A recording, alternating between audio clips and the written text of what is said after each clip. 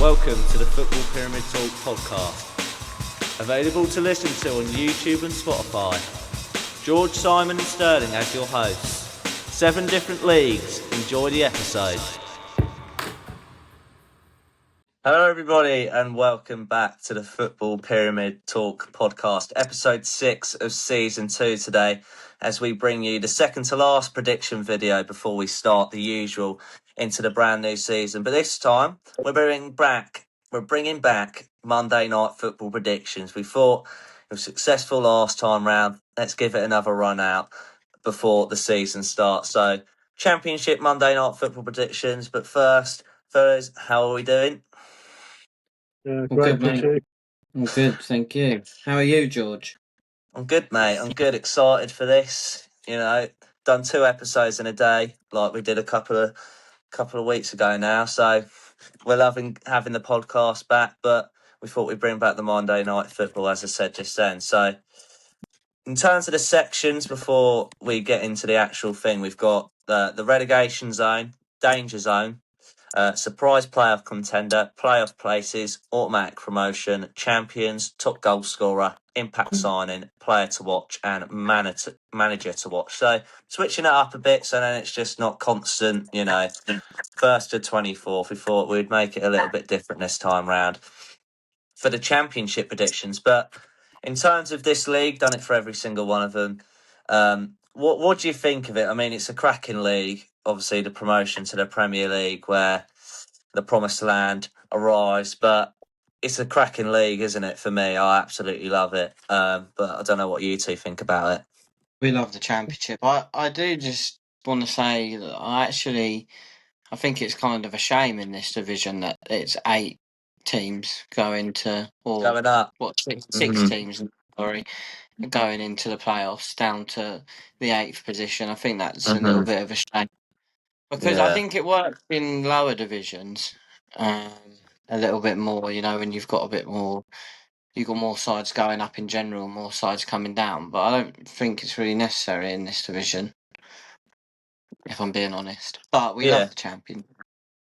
Yeah, so they changed it to basically the National League South format, where you have a playoff eliminator now, and third and fourth will be, you know, straight into the semi-finals. So, what do you think of that, Simon? Do you think that's a good addition, or do you think that's a negative to the EFL in general, or just this league?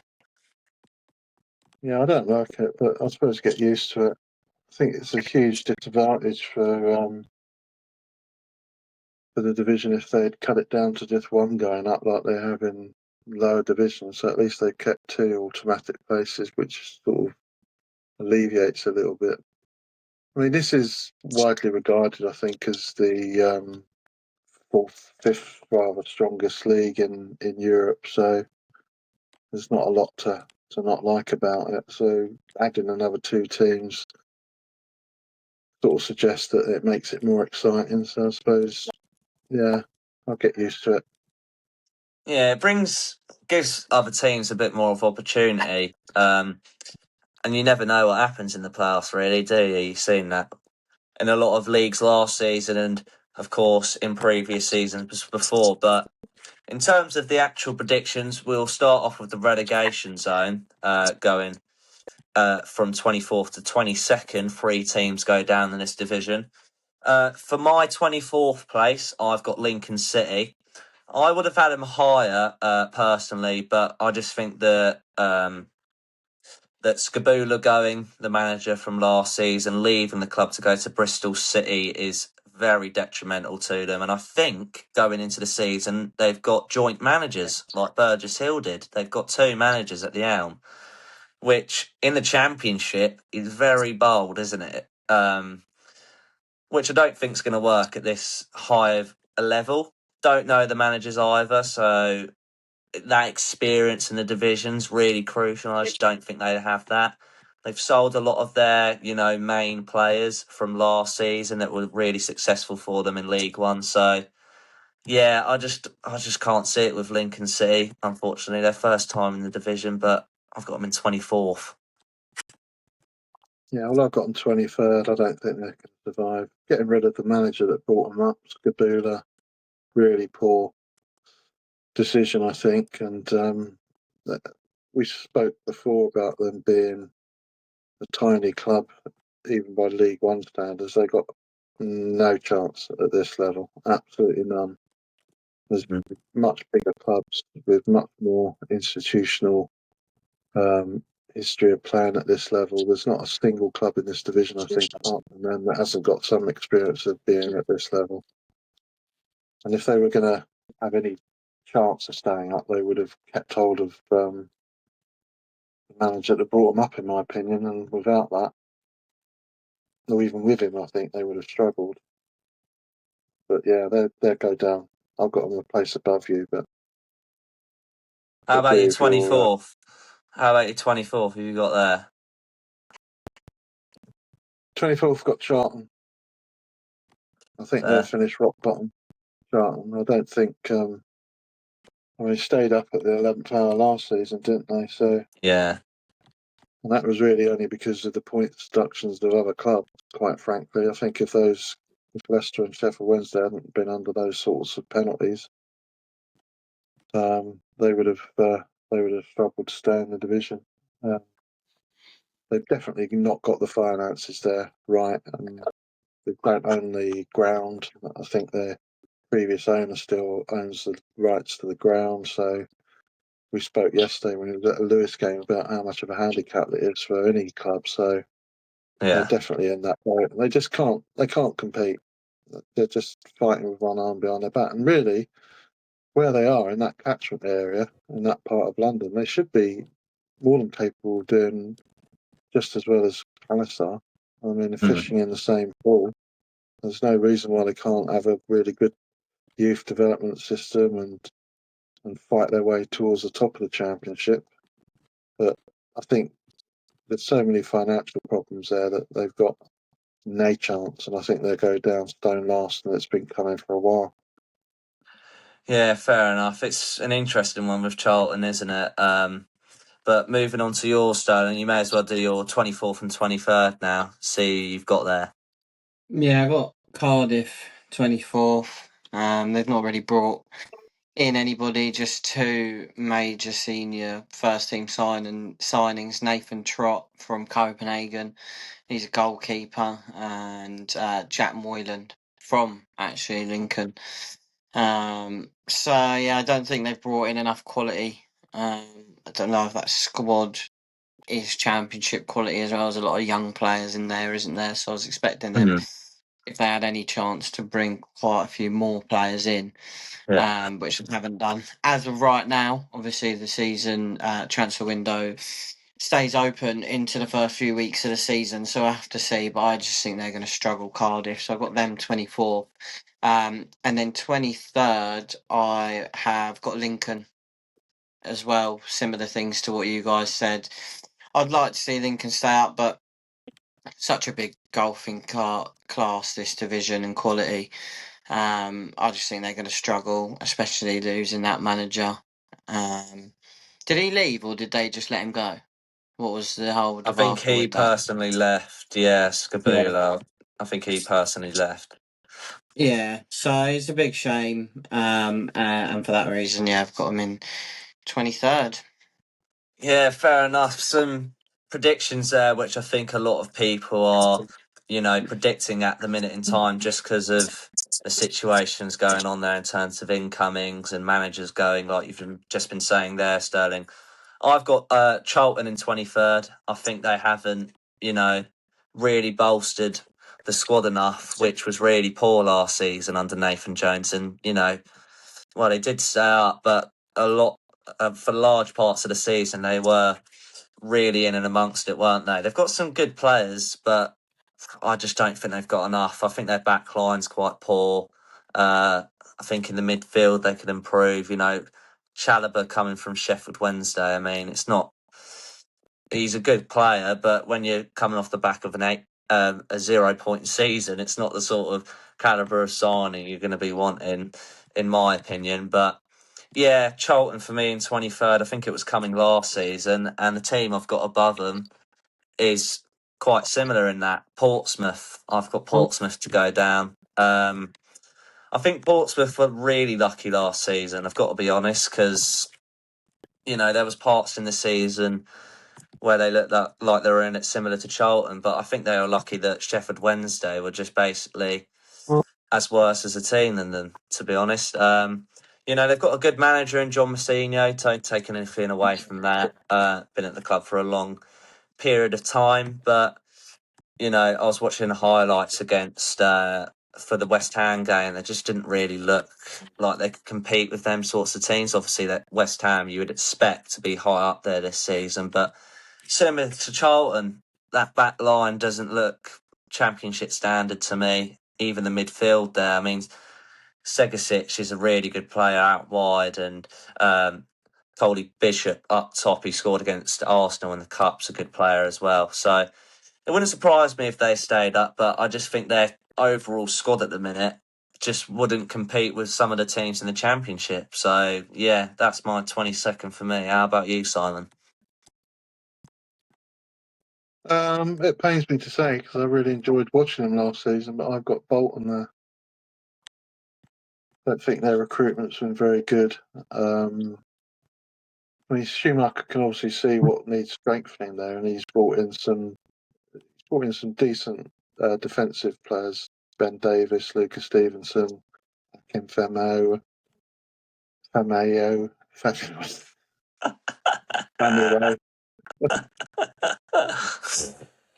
think they've just signed Lewis Brunt as well, so they're obviously concentrating on that area of the pitch. But the Championship is a bit like the Premiership. You've got to be able to get the ball in the back of the net.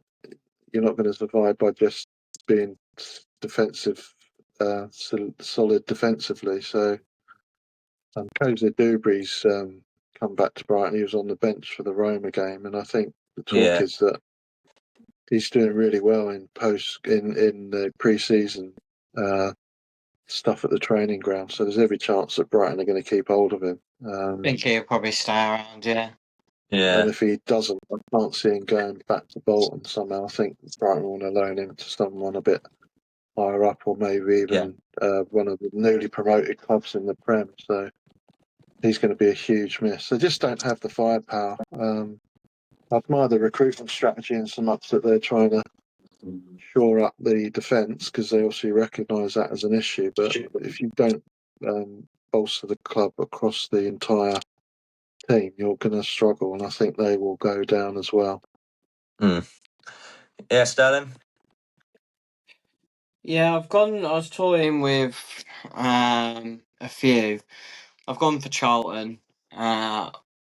Echoing what you guys said, didn't really know too much about the financial struggles at the moment that you were talking about, Dad. But I think Nathan Jones is as good of a manager he is. I feel like a lot of those Charlton fans probably don't like him, because I know that a lot of people actually don't really like him, because he's a bit performative, isn't he? Say the least. So I think they might struggle, and they've really not brought in very well to that group. They got Billy Kumetio from Dundee, Carlin Grant from West Brom, Danny McNara from Millwall, Luton, left winger. Doesn't seem to be too much that screams out to me. So I've put them there, but I was flirting with potentially putting who have got in the danger zone, which leads me into that quite nicely. Bolton or Blackburn, because I think Blackburn are saved by the fact that they've got Tony Mowbray returning to the club. He's a great manager. I mean, he was there for 5 seasons, up until 2022. And Bolton, I disagree. I think they've actually brought in a few good players. I agree. That's what I've left Bolton out. Just the like Ben Davies has come in. I'm not sure if that is the Ben Davies I'm thinking of. Is that the one from Spurs? No. Since I was going to say, because I'm looking at that here, but I thought that would have been crazy. But players from Kilmarnock, David Watson, right back you might know of dad from Liverpool, Luca Stevenson, young lad, Kylane Dong, left wing from Augsburg. Oh So yeah, I actually do know him. seems to be some quality there coming in for Bolton, and as much as Cozy Dewberry leaving is a big miss, they've still got quality in that squad that they've kept a hold of from last season. So I think that they're going to be all right, just about.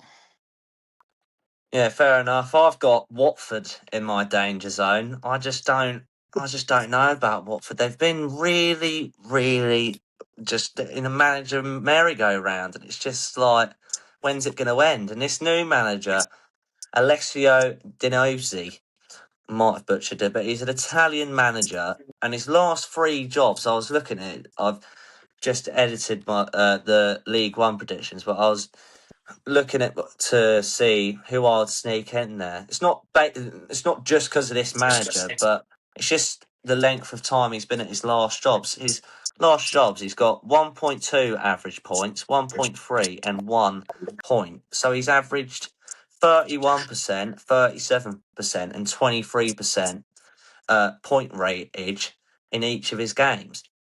It's just like, I don't know how he can transfer that over to the Championship, which is probably a more competitive league than the Serie B. So, but in terms of their squad, before the season starts, they only narrowly beat Crawley 1-0 in the 99th minute.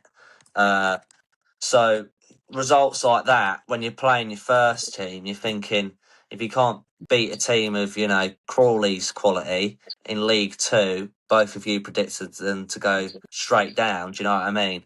You've got to be quite concerned at the start of the season anyway. But yeah, they're my danger zone, a little rogue one for you. I thought I'd stick my neck out and put Watford in the danger zone, but I just think the manager merry-go-round's going to have some consequences this season. I don't think it'll be enough to go down, but I think they'll be in danger this season, in the danger zone.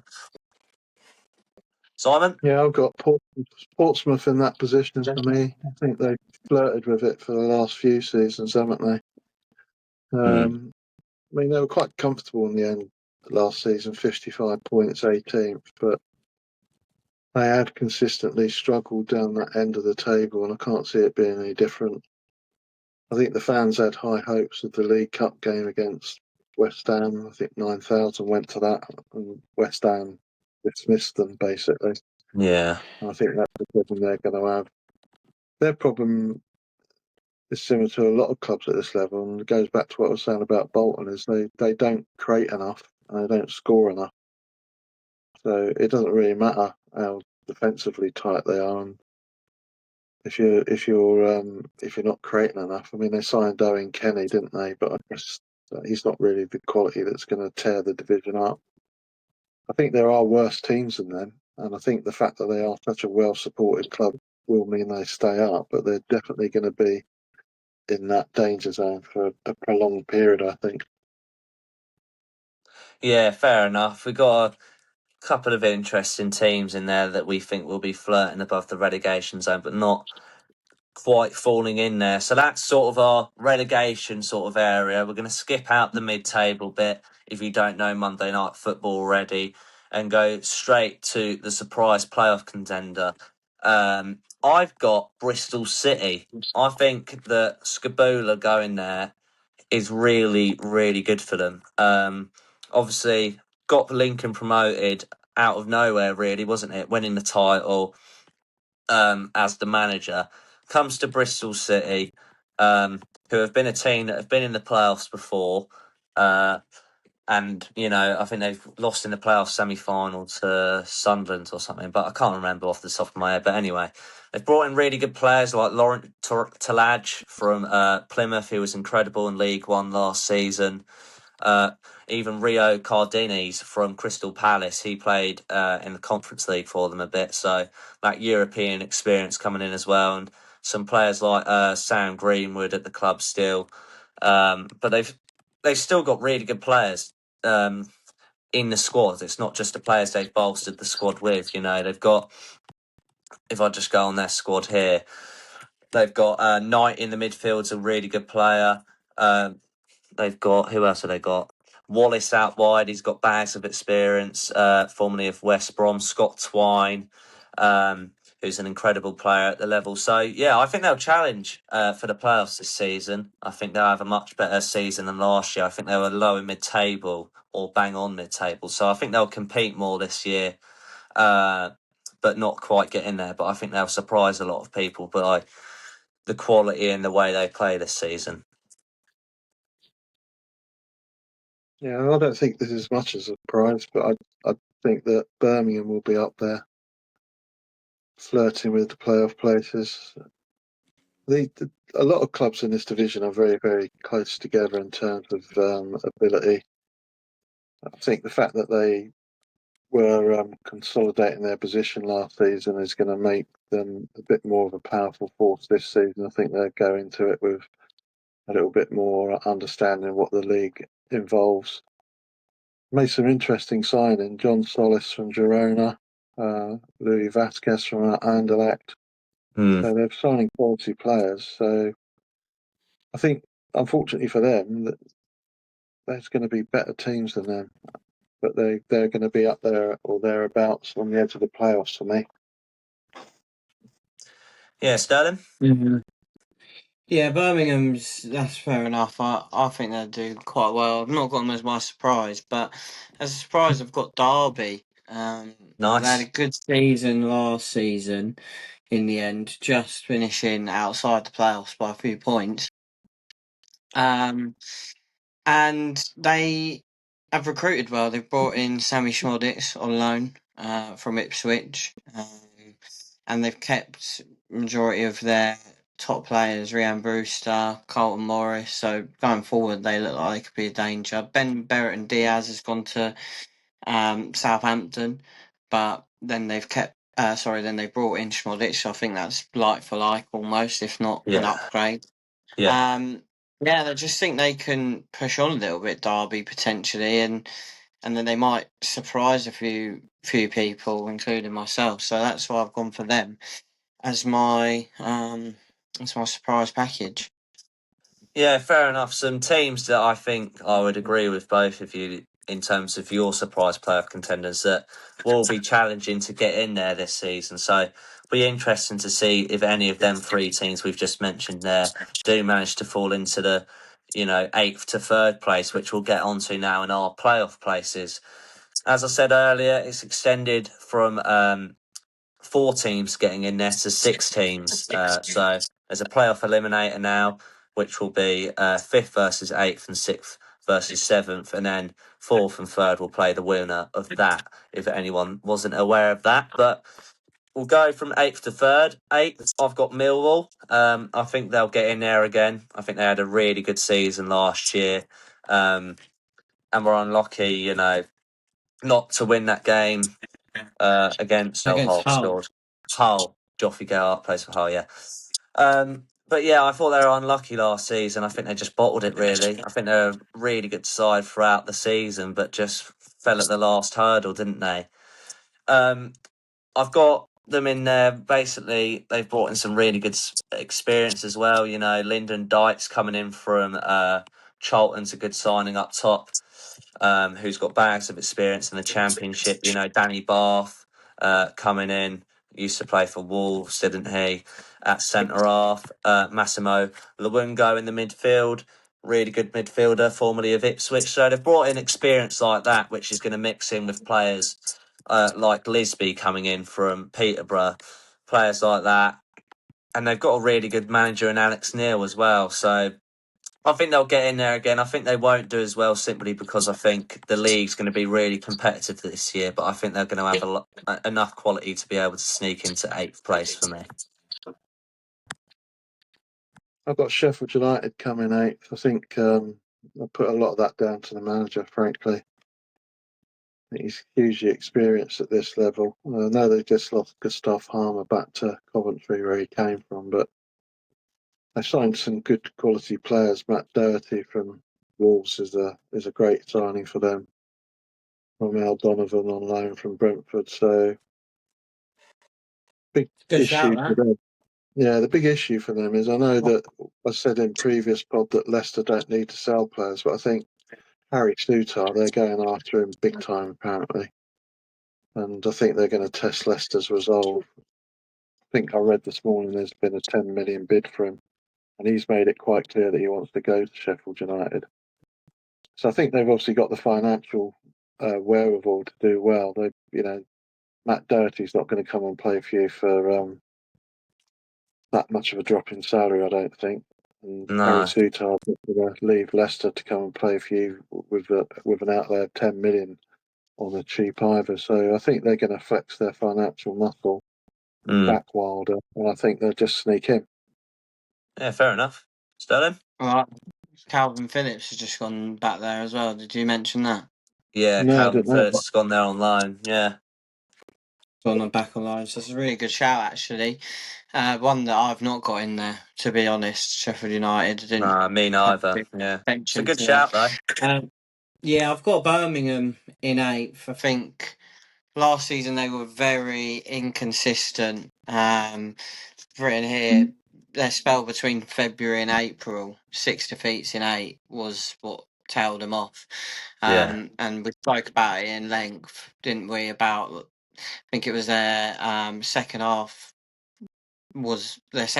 performances throughout the season were pretty much saving them because they were terrible in the first half. That those two mixed with the fact that they scored 57, conceded 56, kind of tells the tale, really. And they came bang on 10th. They were just very average and a bit of like a mixed bag last season, but that was their first season back in the Championship.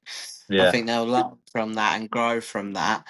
And with the players they brought in, they look like they could be some good players. So I think honestly that they'll get into that playoff, that extended playoff race. Sorry, and I think they'll give it a good go. James Beadle in goal as well, back on Yeah. another season long loan. I think that was a good experience for him last season, and he'll just grow from that.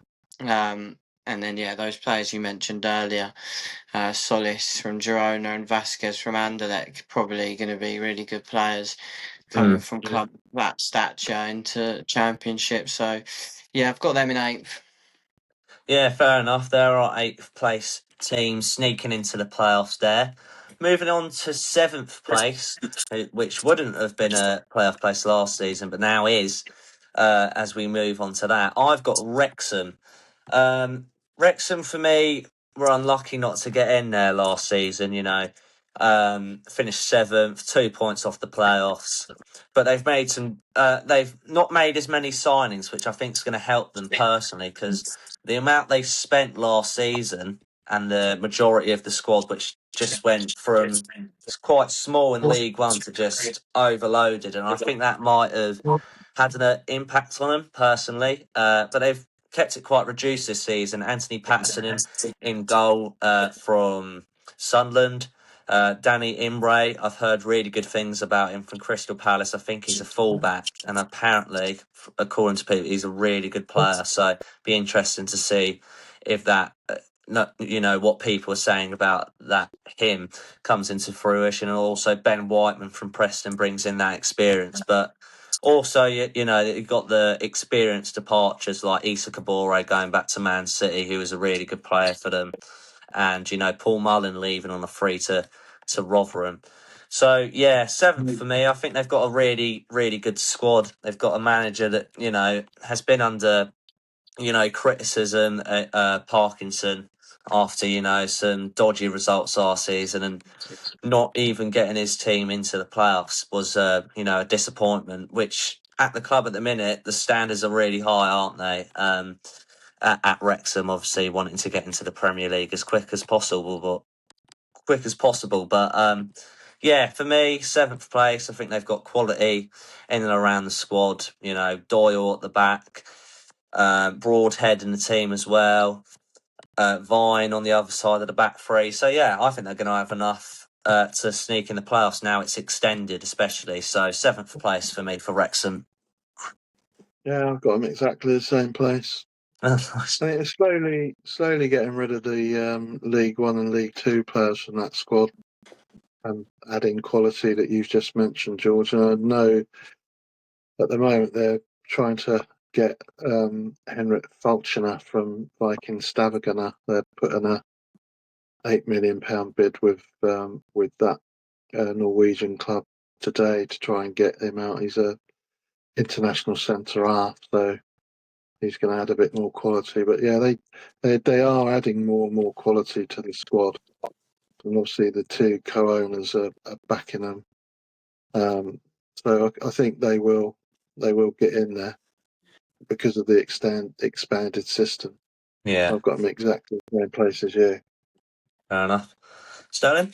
I personally think that Wrexham are going to miss out this season. I know what you mean about the signings and lack of, and how that could potentially be a good thing. And it's an interesting way to think about it. I was just weighing it all up, and I just didn't think they had enough based on the Fair enough. current squad and what they brought in Yeah. to get in there. I think they'd just miss out like they did last season. In seventh, I've got Southampton, and it would probably be higher, but it's everything that's going on with Spygate. Yeah, everything that's going on with that whole debacle. Tonder Eckert, we don't even know if he's going to be on the sideline at some stage this season because that investigation's still ongoing. Yeah, Starting with a 4-point deduction, and teams are going to be out to get them. That's the thing. definitely. They'll be You well can up for them say games. what you want, yeah, exactly. About teams won't care. Teams will be going at Southampton extra, even if there's not a rivalry there to get back at Definitely. them. Apparently Wrexham hate them now. I've read, and there's one weekend. There's one weekend that I saw a post. It's like you got like the old firm. You've got Oh yeah, I've seen that. It's just like or something like that. Loads of rivalries every rivalries, and day. then they've thrown Southampton Wrexham in there. That's how much they despise each other now. But anyway, I just think with that being said, they're still going to have a good season. You know what they did last season, albeit whether it was all in good sporting conduct is one thing, but they did do well. You've got to go win those games on the pitch, and they've got loads of quality in that squad. And I do think he's a good manager. So I've got him in seventh, and I wouldn't be surprised if it's a little bit higher, but I've gone for seventh.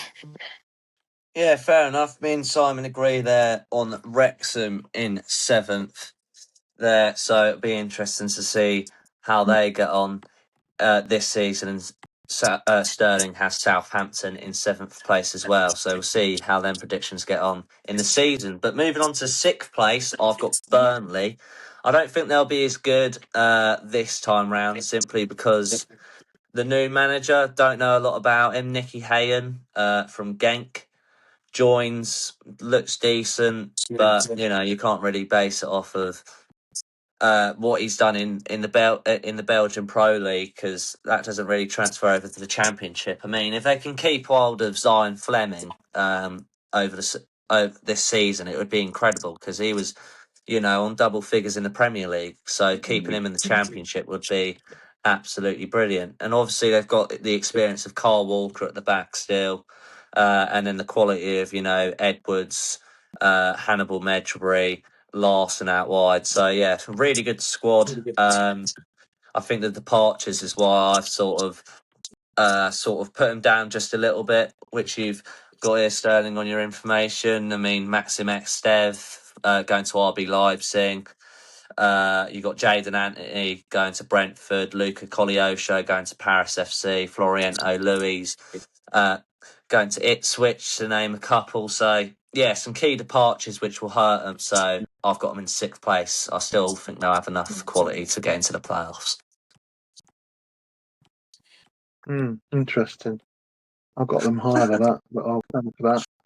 I've got Norwich. Nice. I've got Norwich 6. I think if they can keep hold of the manager, Philippe Clement, They probably are going to carry on that momentum from when he took over last season, because he really worked wonders on, didn't he? If it wasn't for Tom Derecker at Southampton, he would be the standout manager of the season, I think.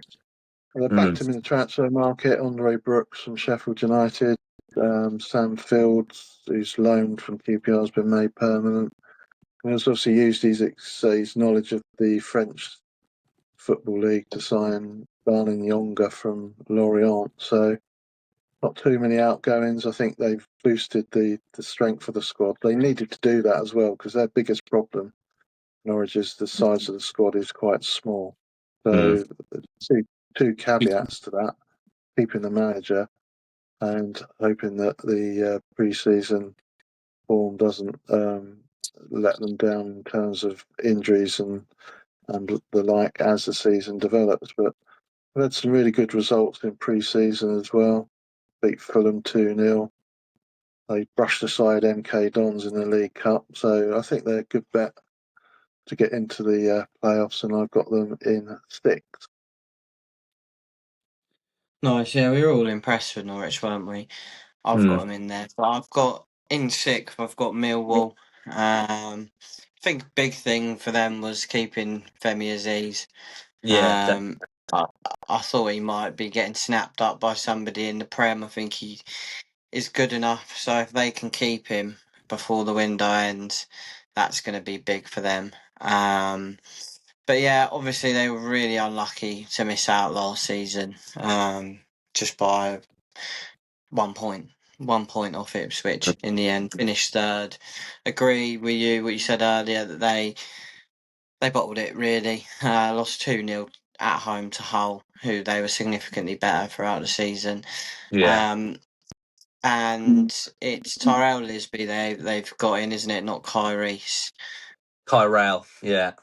Tyrell's the better one at the minute. So yeah, see if that Tyrell changes. Lisby coming in is a big signing. Elkan Baggott from Ipswich. Matthias Sodaves from Standard Liège. So a few good players it looks like there. I think they'll do well again, but I just think with the teams coming down, I think it's probably a stronger division this season than it was last year, just marginally. Yeah, fair enough. That's our predictions there for that position in the table in 6th place. But moving up to 5th place, I've got Norwich. Similar to you there, to both of you there, in terms of Norwich. I think they're a really good side, and we saw that last season, especially in the latter stages after a disastrous start to last season with Liam Manning in charge. But Clement came in, really turned it around, and somehow brought Norwich into a playoff conversation by the end of the season. After they looked to be in a relegation battle at the start of the season. In terms of the players as well, they've got some cracking players in this team. Also, you've got Torre up top, who was incredible for them at the latter stages of last season. Slimane behind him as well. Ali Ahmed, even though he's got injured, he's a cracking player still. Crescene at the back, at fullback. And then Kenny McLean, obviously, bringing that vital experience as well. But they've made some good signings as well, like Andre Brooks from Sheffield United. So, yeah, I'm impressed by Norwich, and we all were last season. I just echo what you said there, being impressed by them. I really was. So, yeah, I'm going for Norwich in 5th place for me. I've got Southampton in 5th. There's a lot of imponderables with them, and that whole situation with the manager. We'll talk about that a bit later, I think. But they've made some good, astute signings, turning a couple of loan deals into permanent signings with Larin. I was really impressed with him last season when he came in from Mallorca. They made that permanent. And Daniel Peretz from Bayern as well. They've made that permanent. So they bolstered that area. I don't think their business is done. They've sold Shay Charles for upwards of 30 million to Fulham, haven't they? So I think they will be looking to spend that money. So they'll be testing the resolve of other clubs in the Championship and maybe down in League One and at the bottom end of the Premiership as well, I should imagine. But I think they proved last season that they've got the quality in the squad to get into the playoffs, and I'll predict they will come fifth. Nice, yeah, I agree with you, George. I've got Norwich in fifth as well, so Nice. exactly the same position as you. Echo most, if not all, of what you said. And like I said earlier, I'm really impressed with what Clement did there last season. And they got some good players. Forget the striker's name as well that we liked the look of last season off the top of Torre. my head. Is that his name? Yeah. Well, his first name is Mohamed Torre. Is the exact name? Yeah.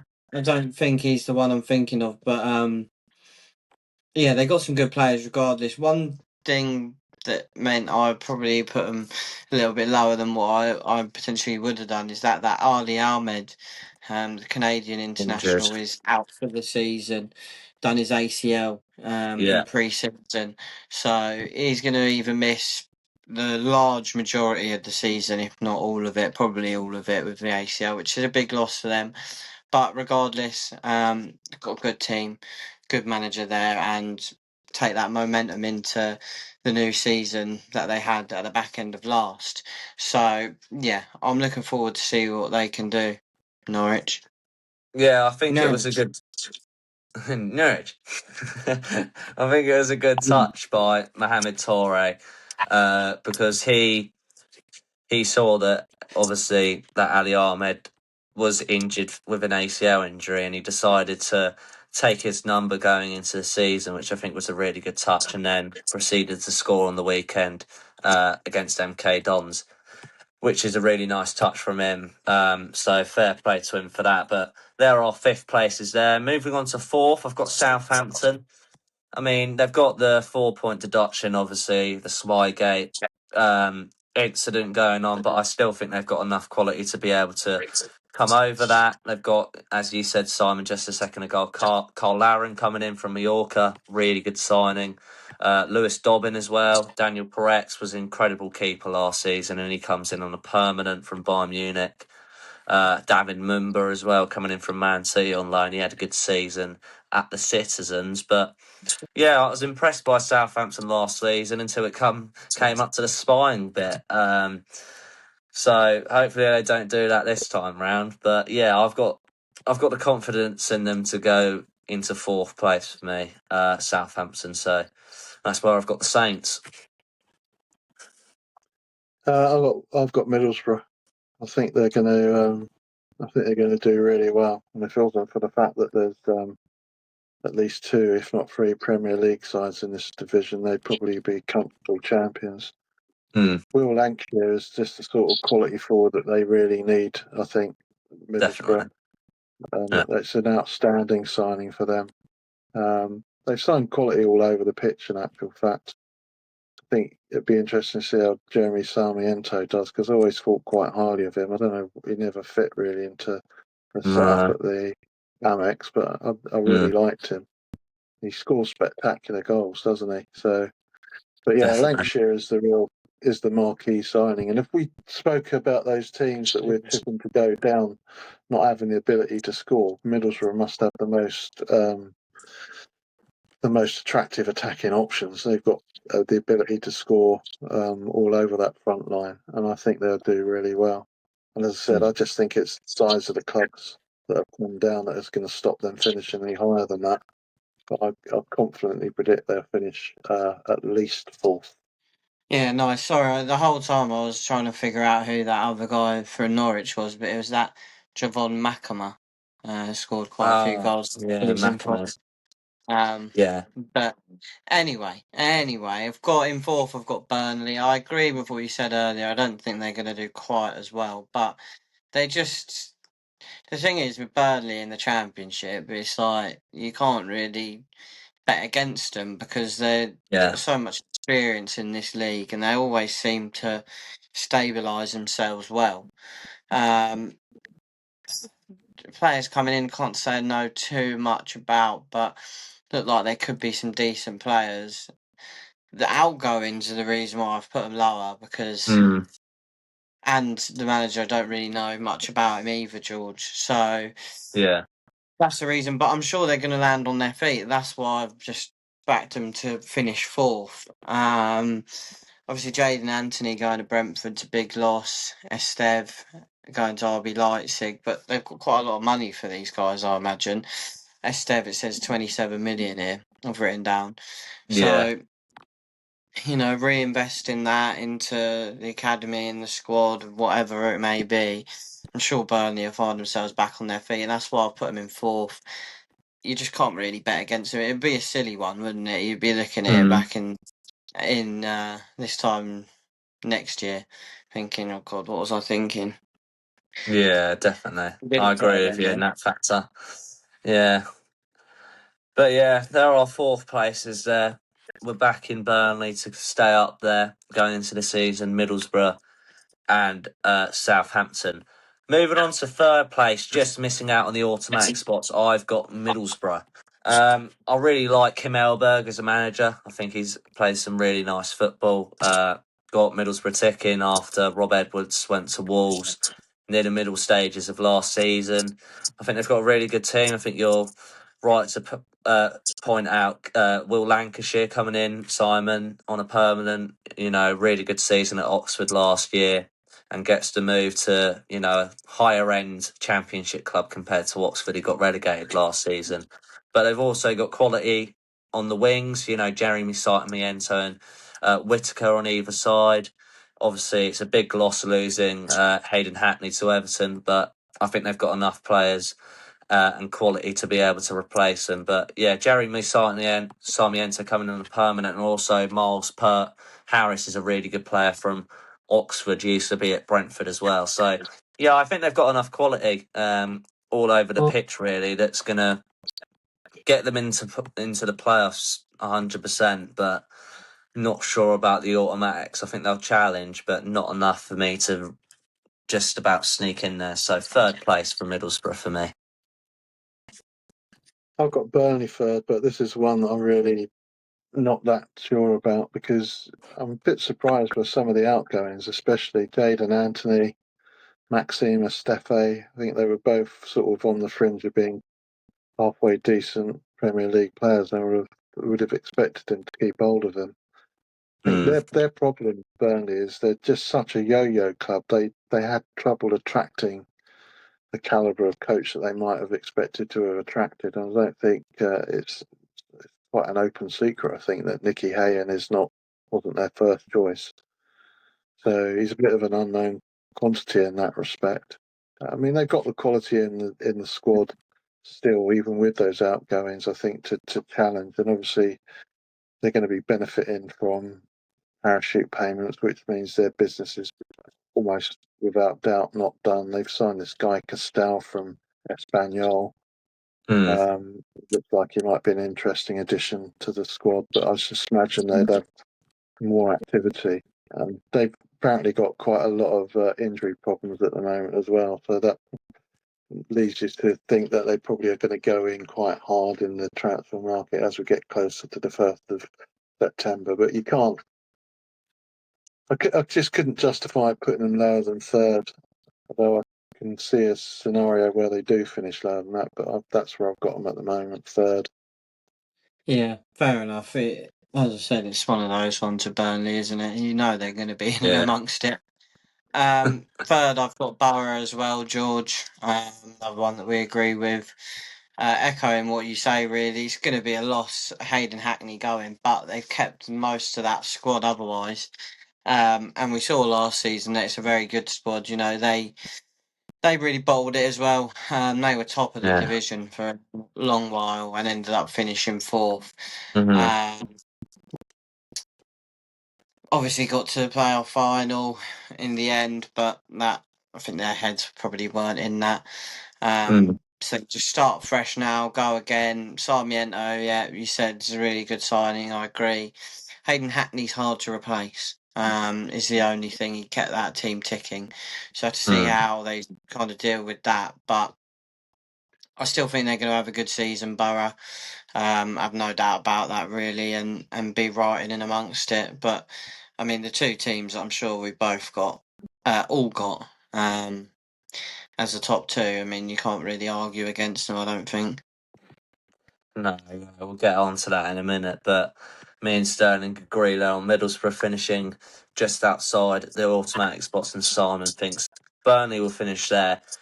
Into the automatic spots, second place, I've got Wolves. I think they'll go straight back up. I think it'll be quite a distance between Wolves and the team above them, to be honest with you. Bringing in a new manager from the Portuguese league, from Gil Vicente, sixth place in the Portuguese league, so very decent. Bringing in, Raul Jimenez, Kieran Trippier, Kelechi on a permanent's a really good signing as well. So three really good signings there. Obviously lost a major departure in João Gomez to Aston Villa, but yeah, I think they've really invested really well. They've got a brand new manager who's going to bring new ideas. I think he's quite a manager that plays with a real high press. I remember seeing clips from one of their pre-season games, and they're just right up in the pitch, right high up the pitch, and trying to win the ball straight away. But Cesar Pexoto, I'm going to call him. That's my. Hopefully that's how you pronounce his name. But I think he's a good manager. Just from watching their highlights against Port Vale. Obviously, it's Port Vale, but you can still see glimpses of how he wants to play. So, yeah, I don't think they'll tip the team in front of them, but I think for a team in the Championship, it's a ridiculous team for the Championship. I mean, Trippier in the Championship, they kept hold of Andre as well. Even that Hugo Bueno out wide's a good player. Rodrigo Gomez, I thought, was quite good at the Amex.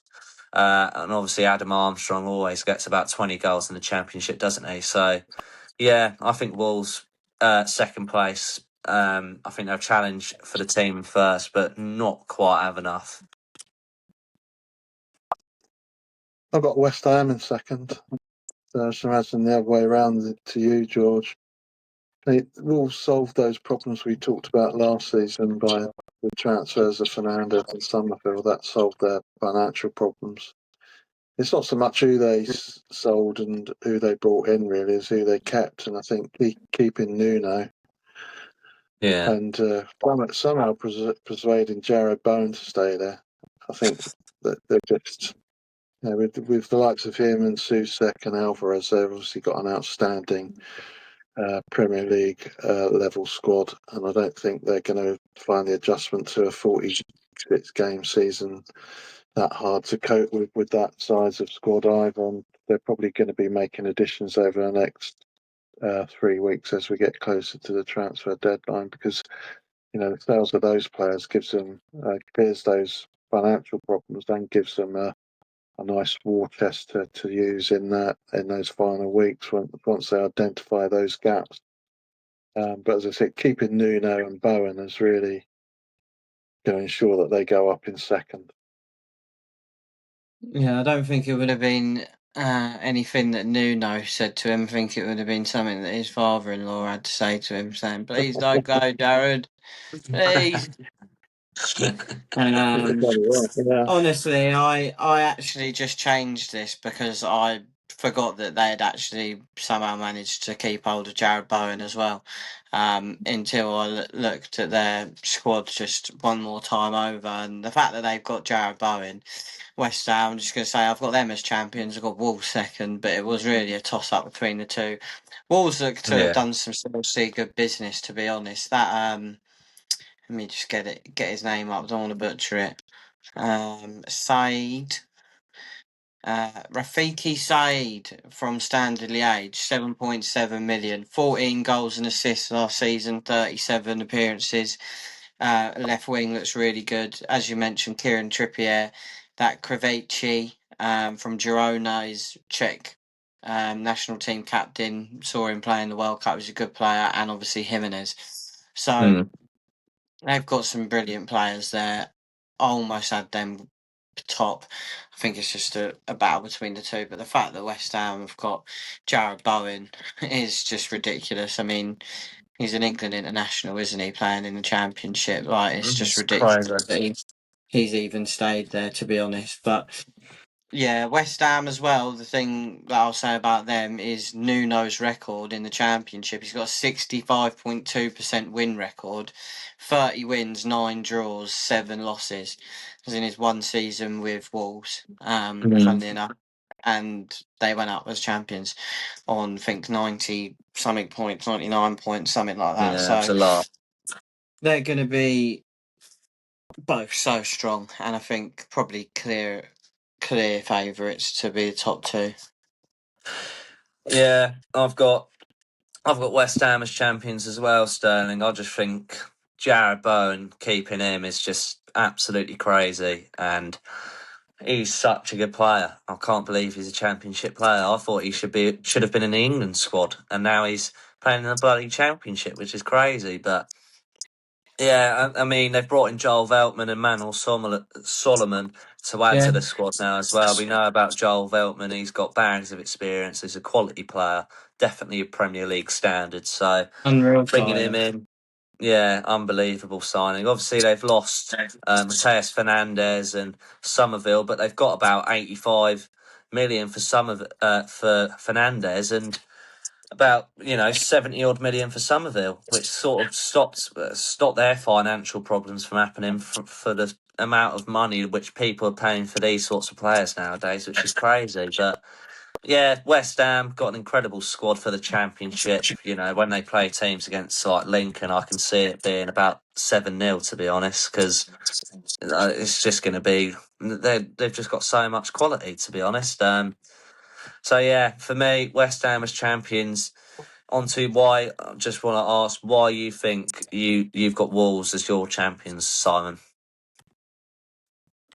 I just think Wolves have been preparing for this division since Christmas, basically, haven't they? They knew they were going to get relegated. They didn't do a great deal to sort of dispel that view once the Christmas period came and went. And I think they've been gearing themselves up to this. As you mentioned, the signings that they've got, Trippier and Krejci. I don't think you mentioned Raul Jimenez going back there, but he's going to have a huge impact. I think the difference between them and West Ham really is just going to be the fact that don't think West Ham are going to start off that well. Personally, I know they've sold 50,000 season tickets. I think it's going to take them a little bit of an adjustment. People are going to be turning up at the Olympic Stadium. It's going to be their cup final, and I think for a certain period of time, it's going to be difficult to get going. But I think they will get going. I think Wolves will start better than them because I think, as I said, they've been preparing it for a long time. And their game against Blackburn, live on telly on Friday night, that's sold out weeks ago. Yeah. So, not only are they a quality squad, but they've also got huge backing from the stands as well. So I think they would just get the edge over West Ham because the trouble with West Ham is the sense of entitlement with the fans, which is justifiable in some respects. I think they've been sold down the river with that stadium, and I don't think they expect to turn up and watch teams like Lincoln turn up and hold them for 70, 80 minutes, which is, on the cards. Yeah, I don't think they're going to get behind them. They're going to be wondering what the hell's going on, and I think that's going to take a while for Nuno to crack. And I just think that will give Wolves the advantage. Yeah, fair enough. Tell you what, if Rob Edwards had stayed there, I probably would have had them as champions. Yeah, Rob Edwards in the Championship as well. Yeah, it's weird, isn't it? They clearly think this new manager's got enough quality to be able to do the job. So we've all got West Ham and Wolves in the top two. Me and Sterling have West Ham as champions and Simon has Wolves as the champions of the Championship going into the season. But moving on to a little segment which we haven't really done before on the pod.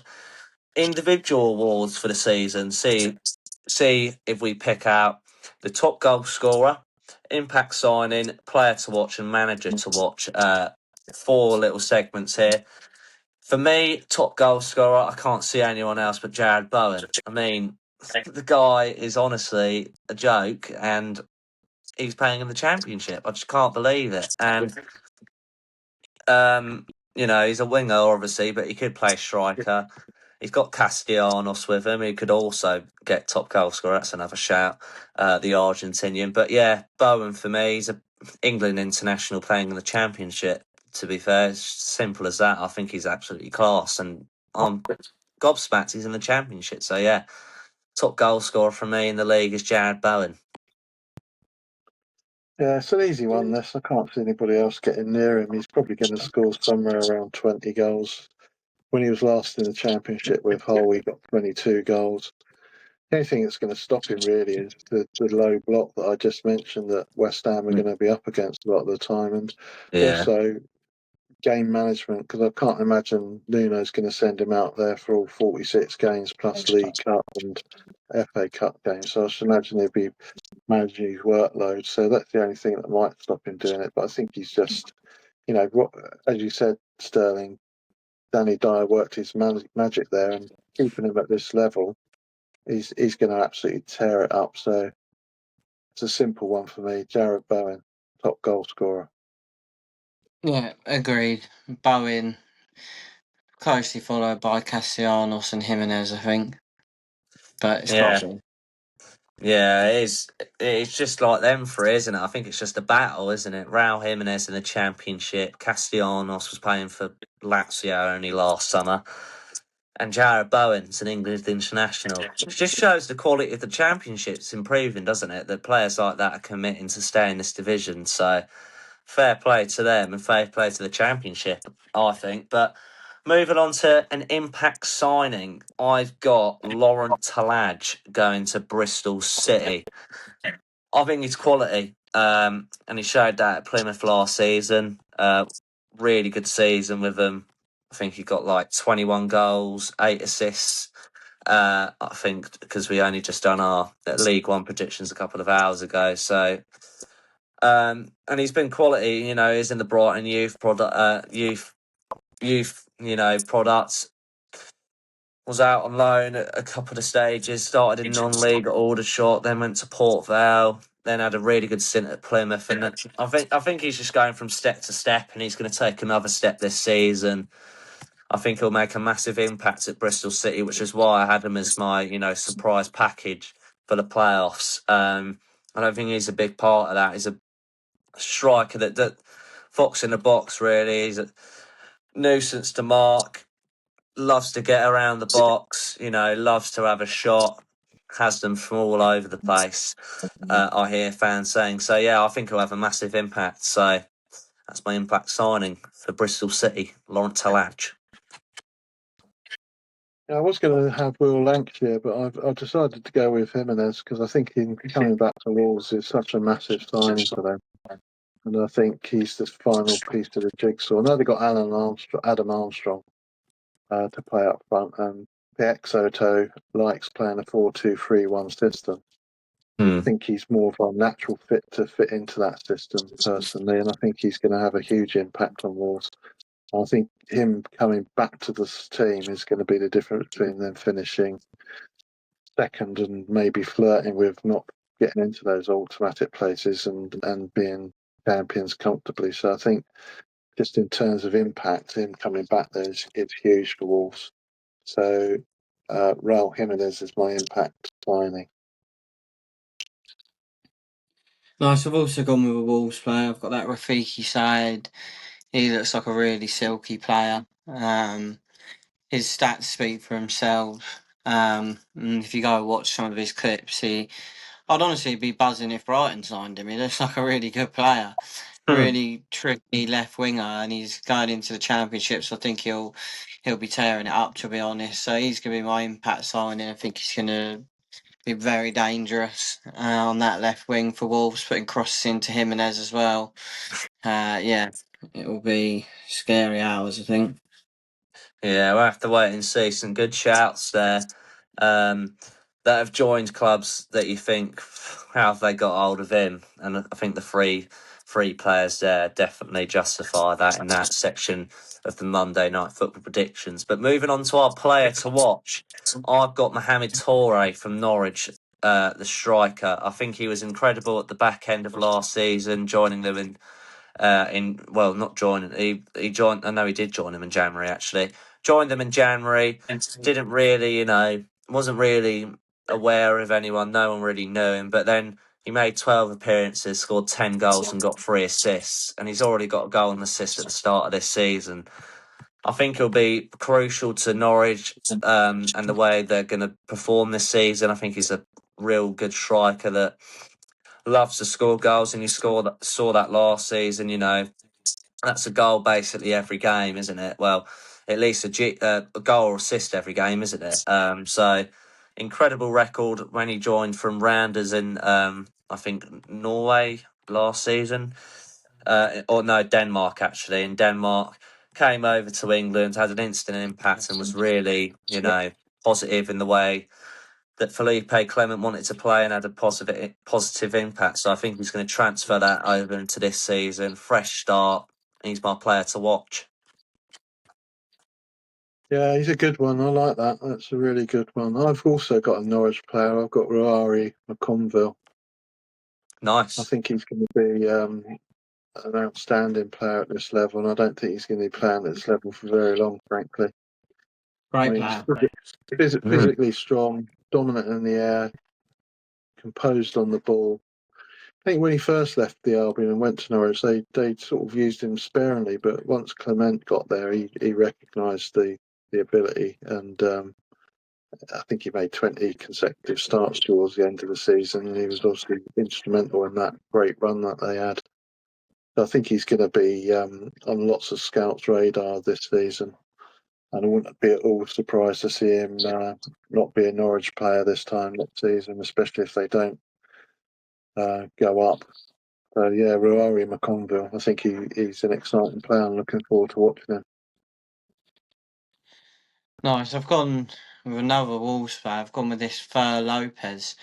Didn't know much about him, but just think, Spanish, Spain under-21s international. Didn't know much about him before doing the information for this podcast, but he looks like a really exciting prospect. 22 years old.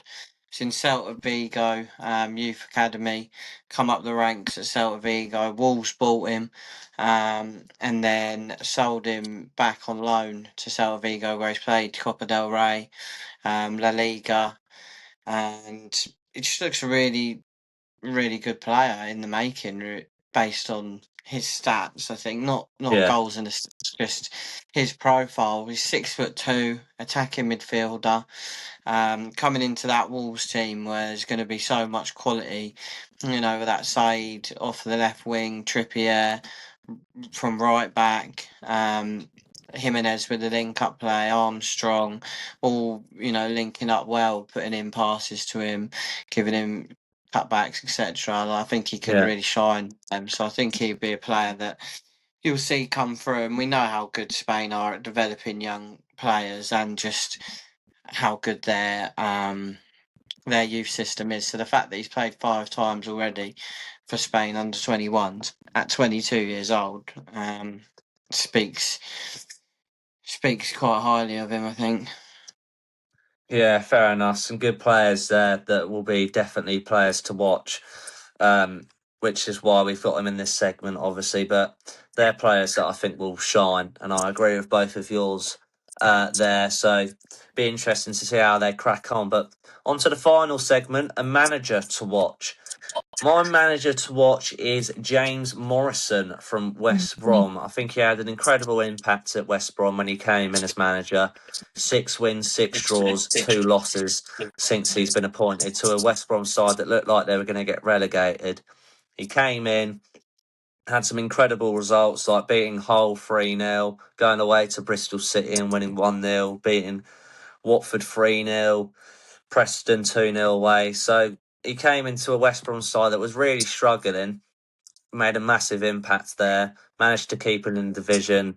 I think he's going to have a fresh pre-season now. He's made some good signings, knows the players from last season, so retained a couple. And, you know, with the form he had from last season, I don't see how he can, you know, have a positive impact there and have make West Brom have a much more positive season going into the 2026-27 season. So, yeah, James Morrison's my manager to watch for his first, you know, proper job as a manager. So wait and see if that pays off. Well, I'm going to say Tom de Ruyter because, you know, this time last season, nobody had ever heard of him, and he's worked wonders at Southampton. And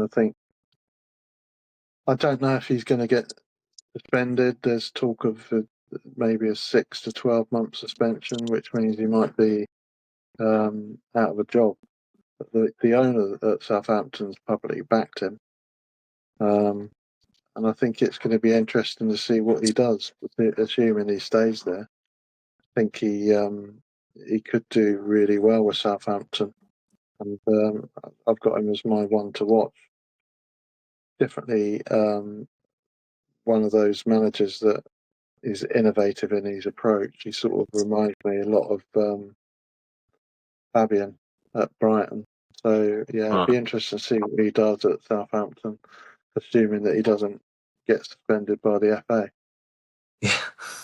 Oh, it's a good shout. I think he's going to be on the lips of a lot of people, to be honest, talking about him. But my manager to watch is Felipe Clement. Don't really need to say too much. We're like a fan club of his now at this point. We all like him, like what he's doing at Norwich. So yeah, he's my manager to watch. I think he's going to do big things for them this season. And yeah, and there we go. Yeah, fair enough. Some good managers there. I've sort of stuck my neck out of the West Brom one, see if it pays off. But yeah, three quality managers there. Obviously Felipe Clement's been unbelievable since he joined Norwich, and Tom de Ruyter before the spying investigation had an incredible impact at Southampton. So some good managers there. But that's going to be it for this episode. We hope you have enjoyed it. EFL is over, so only one league left to predict in the Premier League. So we look forward to giving you that episode in the next coming days. But for now, thank you for watching, and we will see you next time. Bye bye. Cheers. Yeah.